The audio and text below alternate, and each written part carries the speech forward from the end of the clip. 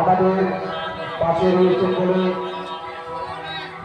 আমরা এই বাবারা পরিচালনা করতে এসেছি।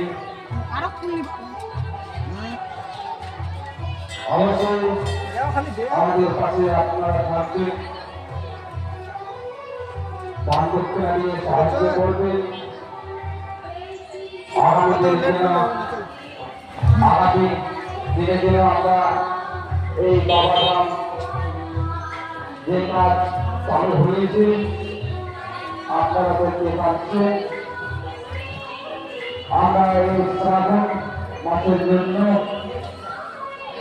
এই কাজ বন্ধ করে রেখেছি। এই শ্রাবণ মাসের সঙ্গে আমার মন্দির হবে, অনেক পয়সা প্রয়োজন, তাই বলছি